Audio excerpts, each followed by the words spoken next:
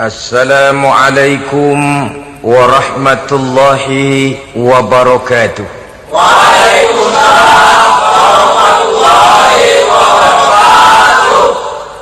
Bismillahirrahmanirrahim. Alhamdulillahi rabbil alamin. Wa bihi nasta'inu ala umuri dunya waddin. Wassalatu wassalamu ala ashrafil anbiya'i wal mursalin wa ala alihi wa ashabihil mujahidin at-tahirin, amma ba'du. Saudara-saudara kaum muslimin rahimakumullah, pembangunan fisik material yang tanpa diimbangi dengan nilai-nilai agama sering cenderung membentuk manusia yang materialistis.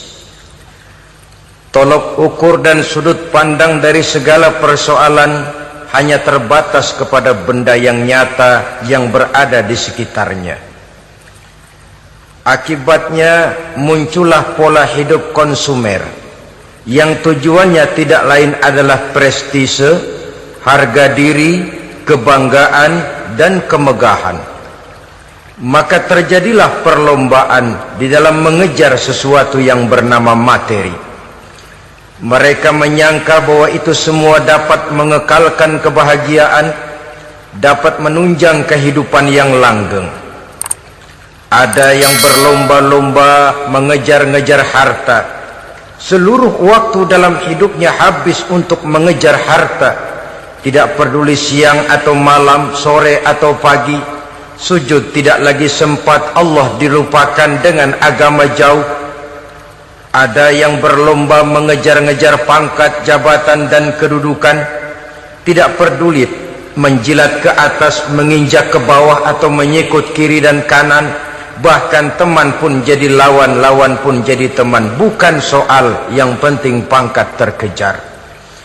Ada yang berlomba memperbanyak kendaraan, sejak dari jet pribadi, pesawat, kapal pesiar, sampai kepada mobil-mobil mutakhir. Ada yang berlomba memperbagus rumahnya, ada yang berlomba memperbanyak istri dan anak-anaknya. Seluruhnya tenggelam di dalam perlombaan yang menurut ukuran mereka akan mendatangkan prestise, kemegahan, dan kebanggaan. Allah subhanahu wa ta'ala menegur, memberikan peringatan dalam surah yang pendek, yaitu surah At-Takatsur. Alhaakumut takatsur hatta zurtumul maqabir kalla sawfa ta'lamun. Alhaakum ay syagalakum an ta'ati rabbikum. Kamu telah lalai daripada taat kepada Tuhanmu, dan yang menyebabkan kamu lalai itu tidak lain at-takatsur. At-takatsur artinya at-tabahi bi kathrati mata'id dunya. Bermegah-megah dengan memperbanyak kesenangan hidup duniawi. Dengan kata lain, berlomba-lomba mengejar kemegahan duniawi telah menyebabkan kamu lalai daripada mengingat, daripada taat kepada Allah Subhanahu wa ta'ala.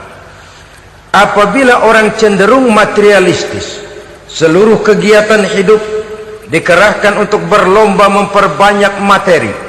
Apa namanya harta benda, apa namanya rumah, apa namanya pangkat dan jabatan. Maka dikala itu seseorang akan sangat mudah lalai daripada taat kepada Allah Subhanahu wa ta'ala. Hilanglah kesadaran bahwa sesungguhnya apapun yang kita miliki dalam kehidupan dunia ini tidak lain hanya barang titipan sementara. Kita cari, kita kejar, tapi setelah kita dapatkan, jangan dia dijadikan tujuan. Jadikanlah dia sebagai alat. Apabila harta benda duniawi sudah dijadikan sebagai tujuan daripada kehidupan, maka sesungguhnya kita sudah terseret dalam satu siklus, satu lingkaran setan yang tidak akan pernah berujung. Sebab manusia dalam berhadapan dengan materi duniawi tidak akan pernah mengenal kata cukup, tidak akan pernah mengenal kata puas, dan tidak akan pernah bertemu dengan titik. Selalu koma, selalu kurang, selalu tidak ada cukupnya. Apalagi kalau bicara soal keenakan, kenikmatan, kesenangan, itu cuma sekedar sudut pandang saja. Saudara barangkali kalau menghayal akan berkata, alangkah enaknya jadi menteri, naik mobil empuk ber-AC kemana-mana disambut. Menteri juga barangkali akan berhayal seperti saudara, alangkah enaknya jadi rakyat biasa, bebas duduk angkat kaki di warteg tanpa ada yang mengamankan, tanpa harus terikat oleh protokol-protokolan, tanpa harus diatur ini dan itu. Jadi perbedaan cuma sudut pandang saja. Mungkin tukang bakso melihat tukang cukur itu enak, sebab kepala siapa saja bisa dipegang. Tapi barangkali juga tukang cukur melihat tukang bakso itu enak, dan begitulah selanjutnya. Keenakan cuma perbedaan sudut pandang. Saudara-saudara kaum muslimin rahimakumullah, oleh sebab itu agama memberikan kesadaran seluruh yang kita miliki, yang dititipi oleh Allah dalam kehidupan ini berupa materi keduniaan, hakikatnya adalah alat dan bukan sebagai tujuan. Apabila alat sudah kita jadikan tujuan, kita akan terjebak ke dalam satu perlombaan yang justru akan mencelakakan kita sendiri. Inilah yang saya maksud dengan sirkuit celaka. Perlombaan yang hanya membuat kita jerih, payah, keringat bercucuran, tenaga terkuras, tapi tidak akan pernah sampai ke garis finish. Karena memang tidak ada garis finishnya. Betapapun jauhnya satu perlombaan, dia mesti punya garis finish. Tapi kalau sudah at-takatsur, berlomba bermegah-megah diri, maka barangkali tidak akan pernah ada garis finishnya. Kita akan terseret dalam lingkaran setan, berputar di seputar itu tanpa tahu kapan berhenti dan di mana titiknya. Agamalah yang memberikan kesadaran. Alhaakumut takatsur, bermegah-megahan telah membuat kamu lalai daripada taat kepada Allah Tuhanmu. Semua sadar bahwa kita diciptakan tidak lain adalah untuk mengabdi kepada Allah. Nilai pengabdian ini sering lentur, nilai pengabdian ini sering luntur, manakala kita sudah berlomba-lomba, bermegah-megah dengan materi kehidupan dunia. Islam jelas tidak menganjurkan penganutnya jadi orang miskin. Bahkan Imam Ali karramallahu wajhah pernah mengatakan, kemiskinan bisa menyebabkan kekufuran. Ayat yang pertama turun juga kita tahu, Iqra, baca olehmu. Kan seolah-olah Quran cuma tidak langsung saja bilang, hai orang Islam, kamu jangan jadi bodoh. Kebodohan menimbulkan kemiskinan, kemiskinan mendekatkan kita kepada kekufuran. Jadi miskin sama kufur tetangga. Artinya dalam kondisi miskin, kemudi hati itu mudah terombang-ambing. Oleh sebab itu sering kemiskinan umat Islam ini dimanfaatkan oleh orang-orang lain untuk menyebarkan agamanya. Padahal agama adalah soal keyakinan yang tidak mungkin ditunjang dengan supermi, ditunjang dengan beras, pakaian, obat-obatan, beasiswa.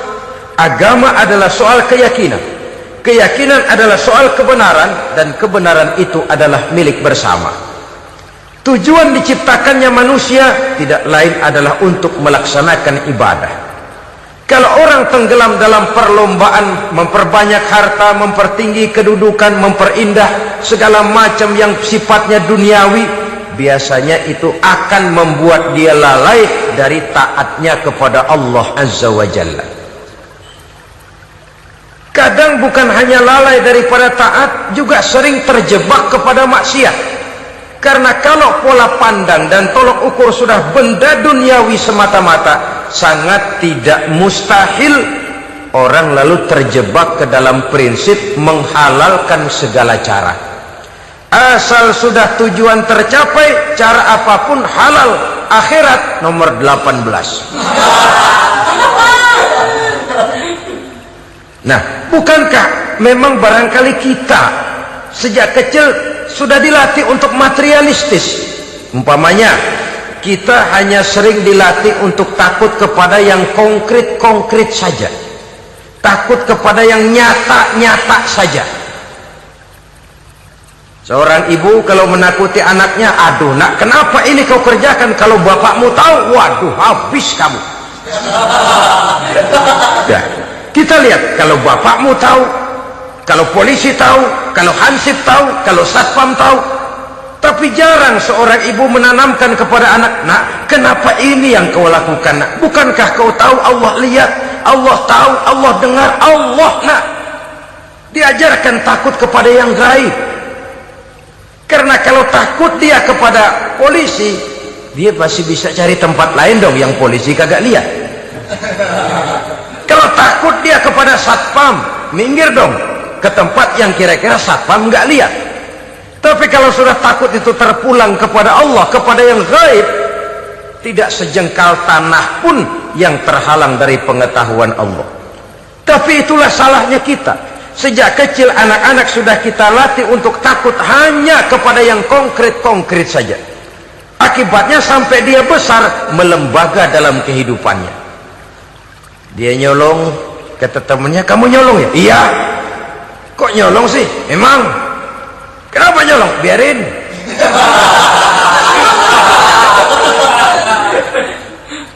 Kamu kan tahu Allah lihat? Tahu. Kenapa nyolong juga? Biarin. Asal orang jangan lihat. Kalau Allah mah lihat, dia kagak ribut. Allah nggak ribut katanya. Nah, ini kan satu refleksi yang timbul daripada kenyataan. Jikalau orang hanya dijejali rasa takut kepada yang konkret-konkret saja, kepada yang zahir-zahir saja, yang akan tumbuh lalu mental kucing. Sopan, tenang, kalem, ayem, nggelenggem.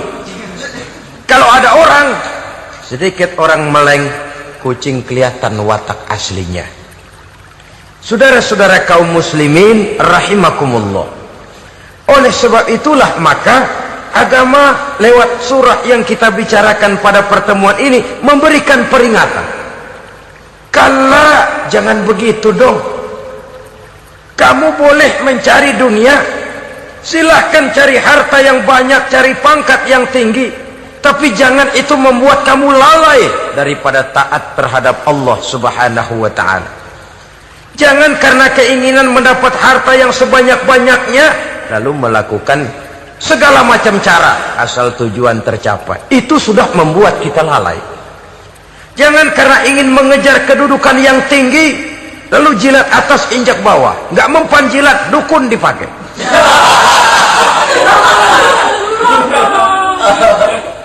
Itu kan sudah membuat kita lalai. Nanti kalau berhasil, wah, dukun kita paten. Tapi kalau gagal, dukun sialan, kagak mampu. Hilanglah Allah dalam kehidupan kita. Makin materialis, dan perlombaan ini membawa kita kepada kecelakaan. Kala, sekali-kali jangan begitu. Berlomba boleh, cari uang yang banyak, tapi setelah uang didapatkan, jadikan dia sebagai alat, jangan dijadikan sebagai tujuan. Saudara, bekerjalah yang giat, carilah uang, tapi setelah dapat, ajak ngomong tuh duit. Bagaimana ajak ngomongnya? Gini, duit, setengah mati gue nyari lo duit lo. Sore, pagi, siang, malam, peras keringat, banting tulang kaki jadi kepala, kepala jadi kaki, nyariin lo duit. Sekarang kamu sudah saya dapatkan, kamu milik saya duit. Karena kamu milik saya, jadilah kamu budak saya. Jangan saya yang jadi budak kamu. Ini idealnya.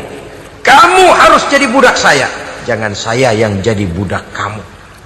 Nyatanya kan ada orang nyari duit, setelah duitnya banyak dibudakin oleh duit. Dia sendiri tidak bisa merasakan kesenangan daripada duitnya, konon lagi orang lain. Mau ke pasar ngitung 16 kali. Naik bajai, 1000 itu kalau ratusan semua 1000 lembar. Hitung-hitung, mendingan jalan kaki. Jalan kaki tengah hari bolong panas, kan dibudakkan oleh uang. Cari karier, kejar pangkat, kejar kedudukan. Setelah ditemukan itu, jadikan dia sebagai alat, jangan dijadikan tujuan.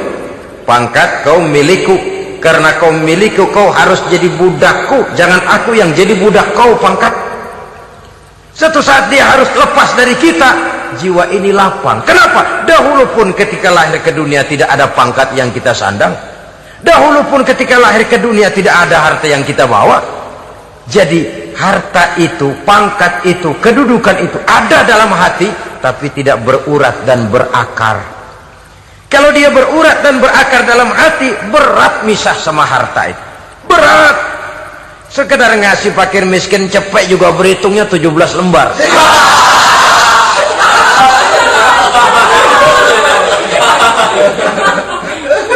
Dengar di kantornya mau ada mutasi, pindah dia dari tempat basah ke tempat kering, baru berita burung udah meriang duluan. Ini nanti bagaimana, itu nanti bagaimana, ini nanti bagaimana. Kan tidak jarang orang yang kena apa istilah kerennya zaman sekarang itu post power syndrome. Post power syndrome ini pernah dianalisa oleh Nabi. Kata beliau, irhamu salasatan minan nas, sayangilah 3 macam manusia. Siapa mereka? Pertama, azizan zalla, orang terhormat yang jatuh hina. Ini yang sering terkena post power syndrome. Biasa kemana-mana dikawal, dihormati, datang ke tempat ini protokol siap, ini serba diatur, semua serba beres. Begitu jabatan selesai atau pensiun, habis orang gak indah-indah. Dia lihat orang diemin aja, orang diemin, orang tonton. Ini kalau nggak kuat mentalnya, itu kena post power syndrome. Akibatnya ya bisa jantungan, bisa leper, bisa darah tinggi. Ya penyakit-penyakit yang zaman dulu kita nggak kenal. Ini kan makin banyak dokter, makin maju ilmu kedokteran, makin aneh penyakit. Saudara hadirin yang saya hormati, post power syndrome kena apa yang dinamakan frozen emotional attitude. Tidak kuat menghadapi kenyataan. Azizan zalla, orang terhormat yang jatuh hina, itu sangat perlu dikasihani. Yang kedua, ghaniyan qad iftaqar, orang kaya jatuh miskin. Ini juga sama, biasa hidup apa ada, serba ada, lalu harus hidup apa adanya. Ini kalau kurang kuat benar-benar memble ini.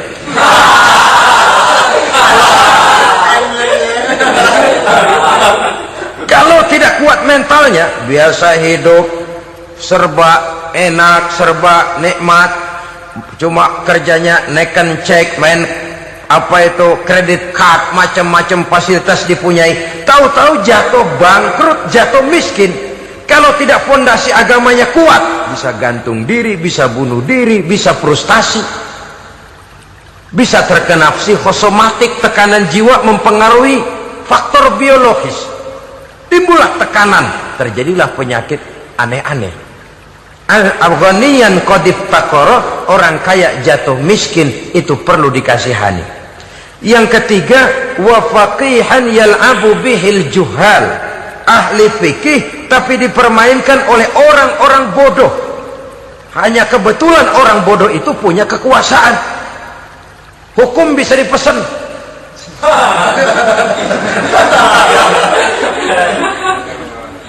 Aturannya haram, Ustaz, ada haram dikit aja dah.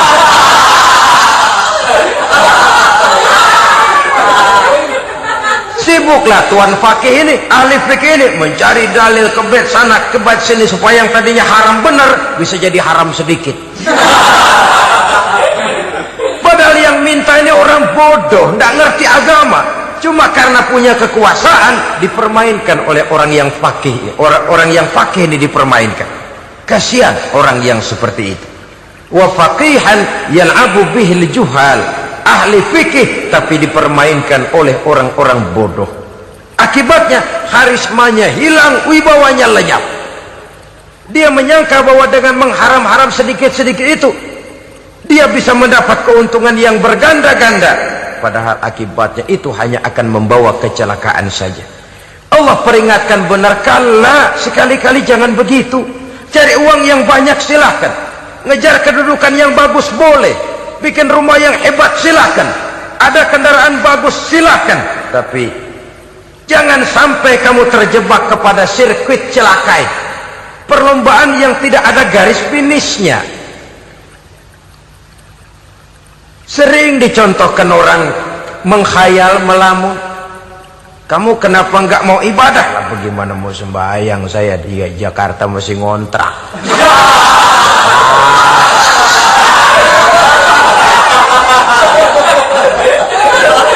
Bingung, tiap akhir tahun kontrakan habis. Kalau punya rumah sendiri walaupun kecil-kecilan, tenanglah saya ibadah. Baiklah, oleh Allah diberikan rezeki, bisa bikin rumah walaupun kecil-kecilan. Sudah punya rumah sendiri, belum juga ibadah, apalagi mulur lagi. Habis bagaimana mau sembahyang, rumah kecil banget. Pinggir kali, asal hujan bocor ya.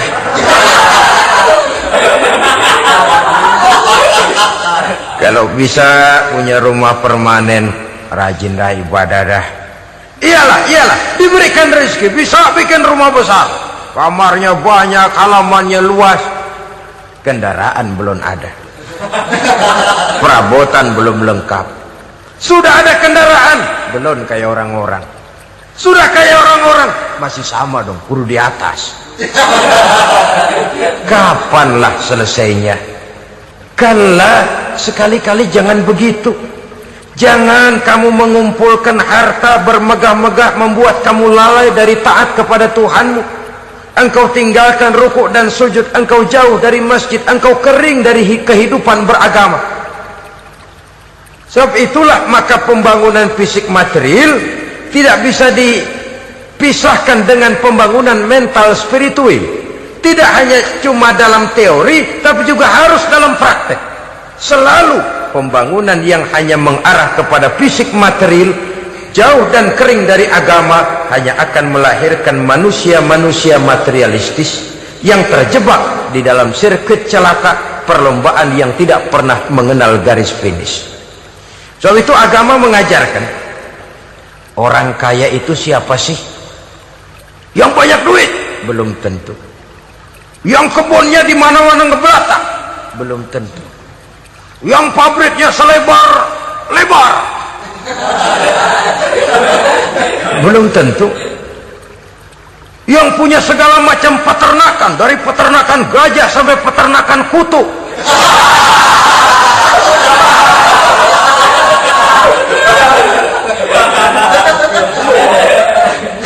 Belum tentu.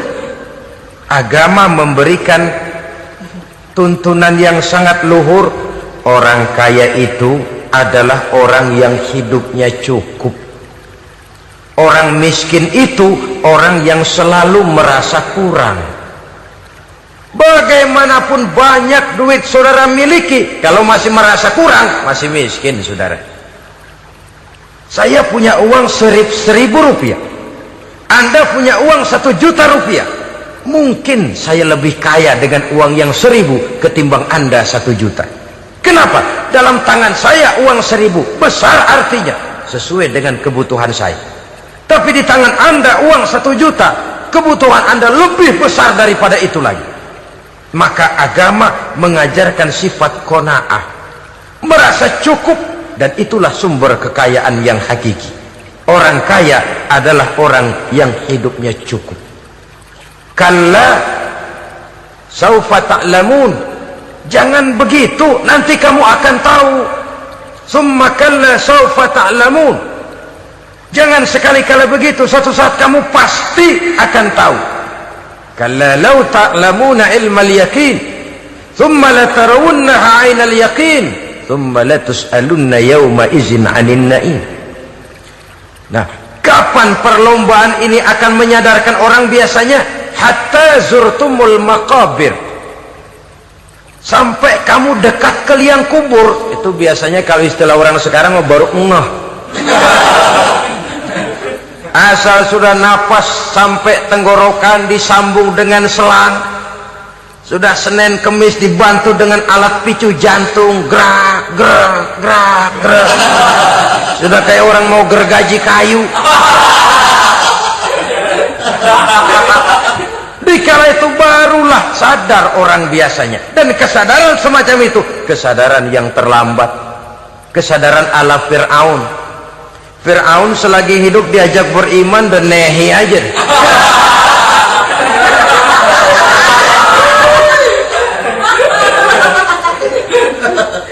Tapi ketika dia tenggelam di lautan merah bersama seluruh tentaranya, dikala napas hampir terputus, keluar ucapannya, amantu bi Rabbi Musa wa Harun. Aduh, kalau begini mah saya juga percaya kepada Tuhannya Musa dan Harun. Saya beriman kepada Allah. Lagi timbul tenggelam mau sekarat baru beriman. Hatta zurtumul maqabir. Kamu telah lalai dari sebab bermegah-megah sampai kamu masuk ke liang kubur, dekat ke liang kubur. Kalimat zurtum di sini menjelaskan bahwa kubur itu tidak selamanya. Zurtum itu dari kalimat zaro ya zuru, berziarah. Orang berziarah kan sebentar. Ke kubur itu sama dengan berziarah kita di situ. Sebentar, tidak akan selamanya, tidak akan kekal dalam kubur. Bahwa kubur itu cuma satu halte dari sekian halte yang harus kita jalani. Hatta zurtumul maqabir ay mutum wa dufintum fil kubur. Sampai kamu mati, dikubumikan dalam kubur, barulah kamu sadar bahwa perlombaan itu hanya sia-sia. Bahwa perlombaan itu tidak akan pernah mengenal garis finish. Bahwa perlombaan itu akan membuat kamu celaka. Begitulah umumnya kebanyakan orang yang terjebak ke dalam paham materialis, baru menyadari kesalahan langkahnya pada saat napas sudah sampai di tenggorokan. Ternyata uangnya yang miliaran rupiah tidak sanggup menyambung nafasnya. Ternyata kendaraan yang serba mewah berkilat tidak sanggup meneruskan kehidupannya. Ternyata pangkat jabatannya yang tinggi yang membuat dia menyebabkan temannya jadi lawan, lawannya jadi teman, tidak akan sanggup menghentikan sang malaikat maut. Kalau keadaan sudah begitu, baru sadarlah kita terlambat. Karena saat seperti itu akan dihadapi oleh setiap orang. Kala, jangan begitu. Sadarlah kamu bahwa kalau sudah dekat ke liang kubur kamu baru insaf, itu terlambat. Sebelum nafas sampai di tenggorokan, pintu tobat masih selalu terbuka. Tapi manakala nafas sudah sampai di tenggorokan, tertutuplah pintu tobat untuk orang yang bersangkutan.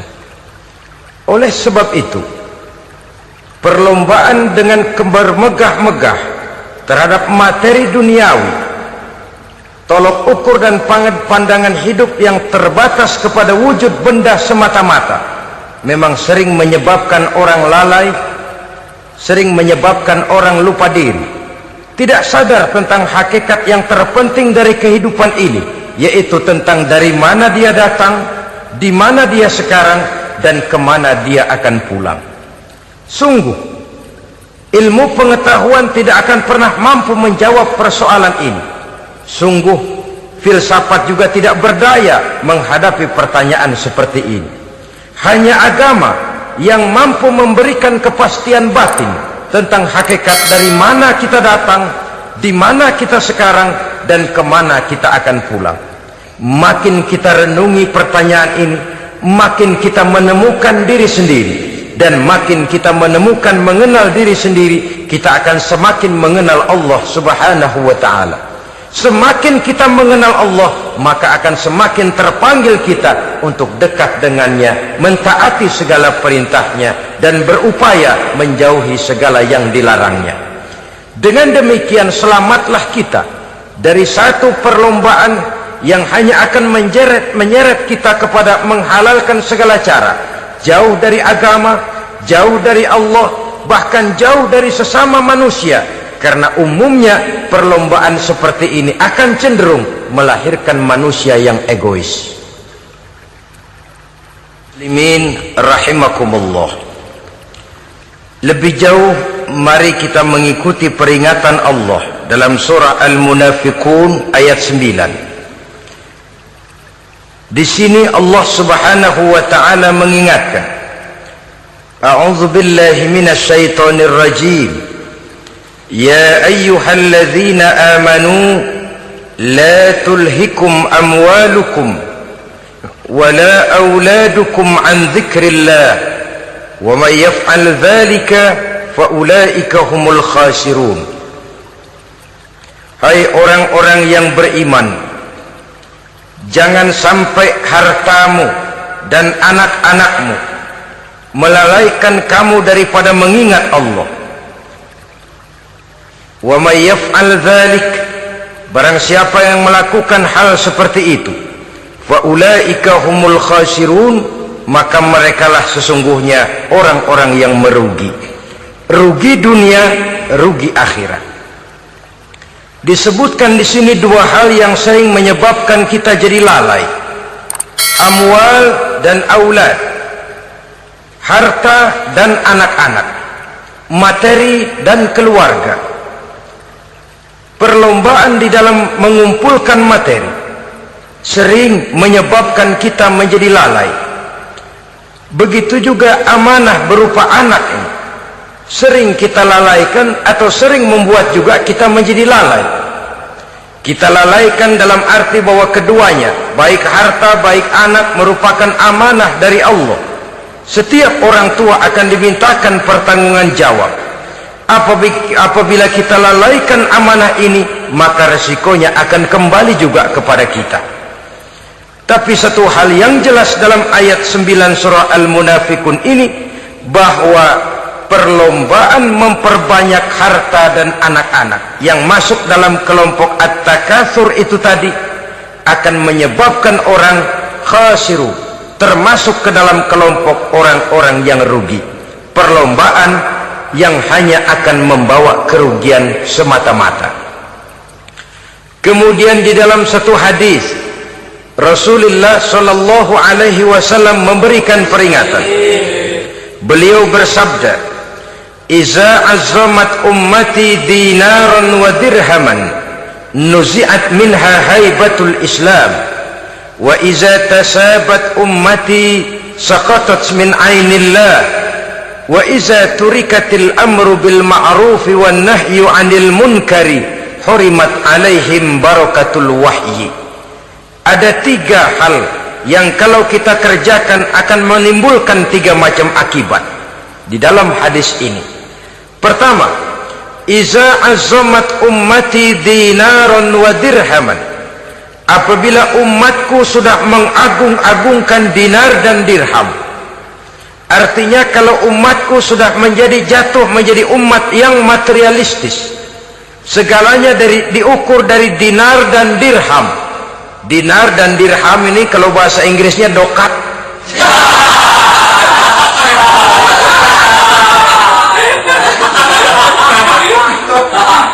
Segalanya diukur dari segi dinar dan dirham saja. Nuzi'at minha haibatul Islam, akan dicabutlah kehebatan Islam dari mereka. Memang ada kalanya kita berkata bahwa tanpa uang kita tidak bisa berbuat apa-apa. Tapi kalau itu dijadikan landasan dari segala sesuatu, itu yang dijadikan ukuran, itu yang dijadikan tujuan, kita hakikatnya sudah gagal sebelum melangkah. Apapun saja profesi kita, apabila sudah menjadi pendewa dinar dan dirham, akan hilanglah kehebatan Islam, akan dicabut kehebatan Islam itu. Umat Islam bisa dibeli, ulama bisa dikontrak, kiai bisa dicarter. Saudara hadirin ma'asyiral muslimin rahimakumullah, apabila umatku sudah membesar-besarkan dinar dan dirham, bermegah-megah dengan itu, berlomba-lomba memperbanyak itu yang menjadi tujuan dan tolok ukur dari segala kegiatan, nuzi'at minha haibatul Islam, akan dicabutlah kehebatan Islam. Hilang itu wibawa. Walaupun dia bernama umat mayoritas dalam jumlah, tetapi dia minoritas dalam peranan. Mayoritas dalam bilangan, tapi minoritas dalam percaturan kegiatan hidup ini. Kita ingat di zaman pengembangan Islam di masa Rasulullah sallallahu alaihi wasallam, mereka berlomba-lomba mengorbankan dinar dan dirhamnya untuk kepentingan agama, bukan mengorbankan kepentingan agama untuk mencari dinar dan dirham. Kita di zaman sekarang sering terjadi penjungkiran nilai, terbalik yang kita amalkan. Nabi Ibrahim mengorbankan putranya Ismail untuk kepentingan agama. Kita sering sekarang ini mengorbankan kepentingan agama untuk anak-anak kita. Dulu anaknya yang dikorbankan buat agama, sekarang agamanya dikorbankan buat anak. Dulu dinar dan dirham dibelanjakan untuk menopang agama, sekarang agama dijadikan alat untuk mencari dinar dan dirham. Saudara-saudara kaum muslimin rahimakumullah, memang apabila dinar dan dirham digunakan untuk penyangga perjuangan, itulah idealnya. Saya katakan tadi, dinar, dirham, uang, dunia cuma sekedar alat, bukan sekedar tujuan. Kita memerlukan alat ini. Membangun pesantren tidak cukup dengan semangat, membangun rumah sakit Islam tidak cukup dengan pidato, membangun masjid tidak cukup dengan semangat menggebu-gebu. Kita perlu semen, kita perlu pasir, kita perlu batu kali, kita perlu besi, dan itu semua beli. Tidak turun dari langit seperti turunnya embun di waktu pagi. Tidak mungkin rumah sakit Islam muncul ke permukaan hanya dengan sim salabim abrakadabra.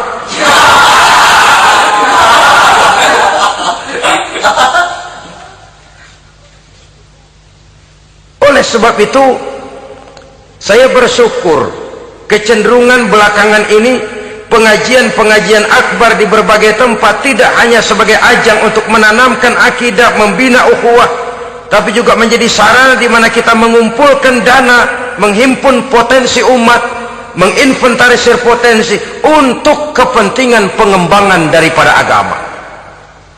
Meskipun ada satu dua orang yang salah paham tentang ini, sampai kemudian saya mendapat satu merek yang cukup tidak enak untuk didengar, mengkomersilkan pengajian katanya, karena memang ada pengajian yang menggunakan sistem karcis, sebenarnya juga tidak etis. Undangan berikut infak yang seluruh hasilnya digunakan buat kepentingan agama, apakah itu rumah sakit, apakah itu madrasah, apakah itu masjid, dan satu sen pun saya tidak menuntut bagian dari itu. Saya malah berprinsip sepanjang saya masih laku untuk dijual dan itu memang buat kepentingan agama, persilahkan jual saja, asal buat masjid, pesantren, madrasah, rumah sakit Islam, kegiatan syiar dan dakwah, silakan. Tapi kalau sudah dijual buat kepentingan pribadi, memperkaya diri sendiri, tentunya dunia akhirat sulit untuk ridho kepada tingkah laku yang semacam itu. Kita memerlukan dana, umat di daerah membangun memerlukan dana, dan dana itu tidak hanya datang begitu saja. Kita bersyukur bahwa untuk menghadiri pengajian sekarang ini orang mau mengeluarkan uang, mau memberikan infak dengan ikhlas, tidak dengan keterpaksaan. Kenapa tidak? Sehingga ini lalu diinventarisir untuk kepentingan pembangunan agama. Ratusan juta rupiah terkumpul dari pengajian-pengajian rutin ini, pengajian-pengajian akbar ini. Puluhan masjid terbantu, rumah sakit Islam terbantu, musola selesai. Ya walaupun tidak lalu semuanya beres, tapi gemaknya itu sudah cukup menyentuh untuk menyadarkan orang bahwa harta baru kekal kalau dia sudah dibelanjakan di jalan Allah. Nah, yang celaka kalau dinar dan dirham itu yang dijadikan tujuan. Mengadakan pengajian semata-mata untuk cari uang, uangnya buat kantongnya dewe. Itu yang membuat dicabutnya kehebatan Islam itu. Segalanya diukur dari sudut itu. Sehingga ketika seseorang datang bertanya tentang hal-hal yang berkaitan dengan ini, maka hal semacam ini sesungguhnya satu nikmat yang perlu kita syukuri sepanjang menginventarisir potensi umat benar-benar digunakan buat kepentingan daripada agama kita. Jadi peringatan tegas dari Nabi ini, iza azamat ummati dinaron wa dirhaman nuzi'at minha haibatul Islam. Apabila umatku sudah mengagung-agungkan dinar dan dirham, maka akan dicabutlah kehebatan Islam dari tengah-tengah mereka. Remeh saja orang memandang kita, enteng saja orang memandang kita. Satu. Yang kedua, peringatan Nabi, wa iza tasabat ummati saqatat min ainillah. Apabila umatku sudah saling mencaci maki, apabila umatku sudah saling berbantah-bantahan, saqatat min ainillah, jatuhlah mereka dalam pandangan Allah. Kalau sesama umat ini sudah saling menjelekkan, apakah yang menjelekkan itu lebih bagus dari yang dijelekkan di hadapan Allah? Dua-duanya sama rendahnya. Pribadi saya mungkin puas kalau saya bisa menghantam saudara di depan umum, menjelek-jelekkan nama saudara. Tapi lebih baikkah saya dalam pandangan Allah? Sama rendahnya dengan orang yang saya jelekkan. Itu pun kalau yang dijelekkan benar-benar jelek. Kalau cuma sekedar fitnah, wah, lebih celaka lagi nasib si orang itu tadi. Ini artinya menyadarkan kita bahwa umat ini sudah diikat dengan akidah. Beraneka ragam kita, tapi harus ada kebersamaan. Berbeda kita, tapi harus satu, sebagai satu ummatan wahidah, satu umat yang satu. Oleh sebab itu, persamaannya lah yang harus kita angkat ke permukaan, bukan perbedaannya yang kita perbesar. Sudah datang waktunya umat Islam bangun dari tidurnya, jangan lagi dibuai oleh irama mayoritas. Sudah lewat masanya kita bertengkar karena persoalan-persoalan kecil yang tidak prinsip. Sudah datang waktunya umat Islam bersatu, menyusun saf yang lebih lurus, oleh karena ia dihadapkan kepada tantangan-tantangan yang tidak semakin ringan. Kalau kita bertengkar dengan kita, kalau kita saling mencaci sesama kita, bukankah Yahudi tepuk tangan? Bukankah Nasrani menari-nari? Bukankah pihak ketiga akan menangguk di air keruh? Dan kerugian akan terpulang kepada kita semua. Tapi inilah realita, bahwa yang kita hadapi ini sesungguhnya musuh kita di luar kita, bukan di dalam kita. Apakah itu kemiskinan, kebodohan, maksiat, munkarat, ketidakadilan, kezaliman, kesewenang-wenangan, dan lain sebagainya. Yang musuh jadikan musuh, yang teman mari kita rangkul. Jangan terbalik, teman dimusuhi, musuh malah dirangkul. Maka berpesta poralah musuh-musuh Islam ini. Saudara-saudara kaum muslimin rahimakumullah, Nabi memperingatkan dengan tegas, wa iza tasabat ummati saqatat min ainillah. Jikalau umatku sudah saling mencaci maki, sudah saling berbantah-bantahan, jatuhlah mereka dalam pandangan Allah. Satu ayat menjelaskan, jangan sebagian kamu meremehkan, yaskhar, mengecilkan, menganggap enteng orang lain. Boleh jadi yang dihina, diremehkan, dianggap enteng itu nilainya lebih bagus daripada yang menganggap enteng. Hakikat segala sesuatu itu cuma kembali kepada Allah. Di sanalah penilaian finalnya. Manusia hanya melihat yang zahir. Makin banyak harapan hidup ini kita gantungkan kepada manusia, makin banyak kita harus bersiap untuk kecewa. Saudara-saudara kaum muslimin rahimakumullah. Kemudian yang ketiga peringatan dari baginda Nabi, wa iza turikatil amru bil ma'rufi wan nahyu 'anil munkari hurimat 'alaihim barakatul wahyi. Apabila amar ma'ruf dan nahi munkar telah ditinggalkan, maka akan hilanglah keberkahan wahyu, akan hilanglah keberkahan Quran, akan sirnalah keberkahan agama. Amar ma'ruf dan nahi munkar ditinggalkan, artinya di tengah masyarakat sudah tidak ada lagi yang menyerukan ini baik, ini tidak baik, ini halal, itu haram. mari kita sholat, mari makmurkan taklim, santuni yatim piatu, makmurkan masjid. Seruan ke arah itu tidak lagi terdengar. Sementara tinggalkan judi, tinggalkan minuman keras, jauhi zina, seruan semacam itu pun tidak lagi terdengar. Maka hilanglah keberkahan wahyu itu. Karena amar ma'ruf dan nahi munkar merupakan bagian daripada ajaran agama kita. Menjadi sponsor dari segala macam kebajikan dan menjadi penghalang daripada segala macam kemunkaran sesuai dengan batas kemampuan yang kita miliki masing-masing. Nah, saya kembali kepada persoalan pokok di awal pembicaraan tadi. Bagaimana jalan keluarnya? Jalan keluarnya tidak lain adalah upaya. Bagaimana kegiatan yang sifatnya fisik material ini diimbangi dengan kegiatan yang bersifat mental spiritual. Upaya menghidupkan majelis-majelis taklim, upaya memakmurkan masjid-masjid sebagai laboratorium rohani untuk mewujudkan keseimbangan dalam pola pikir yang akan berlanjut dalam gerak hidup yang kemudian akan tertuang dalam segala perbuatan manusia. Apabila sudah terwujud kepincangan dalam pola pikir, akan pincanglah caranya bertindak dan berbuat, akan pincanglah pandangan hidupnya, akan pincanglah orientasinya di dalam kehidupan ini. Oleh karena itu, Islam dalam berbagai aspek kehidupan mengajarkan sistem keseimbangan. Mencari harta boleh, tapi tidak boleh keluar dalam kerangka fastabiqul khairat. Berlomba-lomba silakan, tapi untuk kebaikan, bukan untuk bermegah-megah, bukan untuk menumbuhkan gengsi, bukan untuk meninggikan prestise dan harga diri, tapi fastabiqul khairat, berlomba-lomba di dalam mengejar kebajikan, di dalam menyebarkan kebaikan. Bukan sekedar berlomba-lomba, tapi tolong menolong, bantu membantu.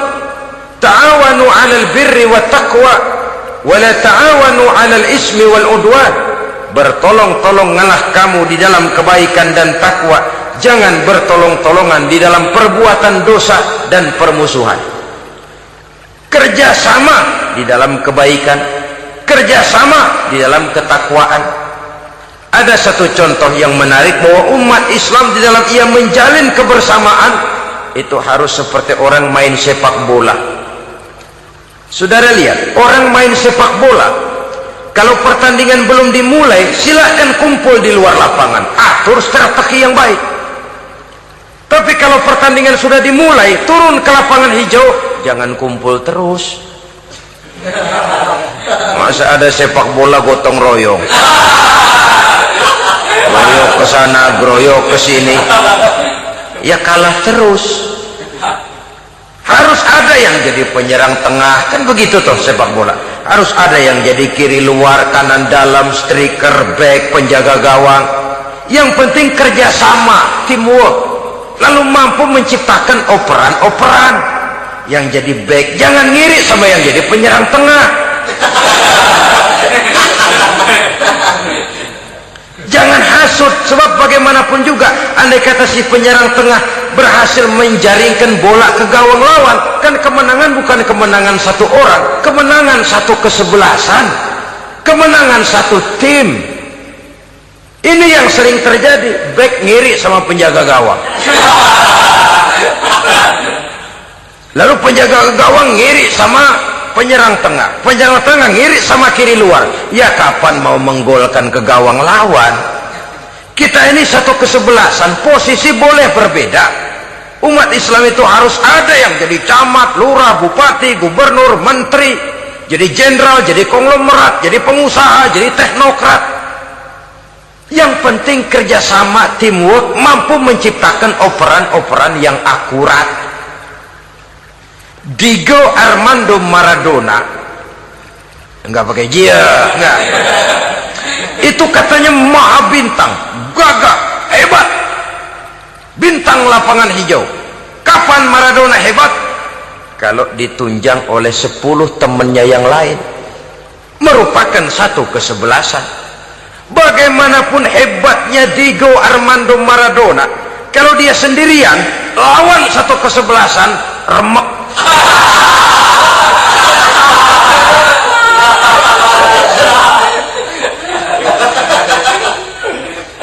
dia hebat, dia jenius, dia maha bintang karena dapat operan dari teman-temannya, bukan jegalan, operan. Jadi oleh sebab itu bagaimana kita menciptakan operan-operan akurat yang akan melahirkan kebersamaan di tengah-tengah umat. Artinya satu contoh saja, misalnya seorang pengusaha besar oleh karena kesibukannya di dunia bisnis tidak perlu jadi ketua pembangunan musola, tapi kalau ada musola belum selesai, operan. Operannya itu yang penting. Apa yang dioper itu? Semen, apa batu kali, apa besi? Yang penting operan. Operannya akurat. Kadang-kadang ada terjadi juga frustasi ngelihat lawan kesebelasannya terlalu kuat, ngoper ke gawang sendiri. Jebol. Kan sering terjadi begitu. Muslim didukung oleh umat Islam, ketika punya posisi menguntungkan malah mempersulit Islam. Ini kan ngoper ke gawang sendiri, bunuh diri namanya. Boro-boro jebolin gawang lawan, asal jangan bunuh diri juga lumayan. Jadi kalau saja kita mampu menciptakan kebersamaan seperti ini, baju boleh berbeda, seorang muslim boleh dibungkus baju ABRI, boleh dibungkus baju dokter, boleh dibungkus baju teknokrat, boleh dibungkus baju konglomerat, sekedar baju. Tapi kalau terbukalah baju itu, kelihatan dadanya, terbersit nilai imannya, meresap sampai ke tulang sumsumnya, dan pada saat Islam dikuti-kuti, akan timbul kecintaannya, akan timbul, saya muslim dan saya bangga dengan Islam saya muslim dan saya mau berbuat untuk Islam saya muslim dan saya siap mati untuk Islam saya. Dengan baju apapun dia terbungkus, kalau roh, jiwa dan semangat semacam ini tertanam, saya yakin kita umat Islam akan mampu berbuat lebih banyak dengan mewujudkan operan-operan akurat yang sangat diharapkan oleh umat itu tadi. Oleh sebab itu, saudara-saudara kaum muslimin rahimakumullah, baju boleh berbeda, bendera boleh beraneka warna, tapi jikalau bernama muslim, persamaannya yang dicari, jangan perbedaannya yang diperbesar. Nilai persaudaraan yang diikat dengan akidah semacam inilah yang banyak dicari orang, yang banyak menyebabkan orang masuk Islam. Di mana masjid kelihatan benar sebagai simbol kehidupan demokrasi dalam menciptakan ukhuwah, wawasan ukhuwah ini.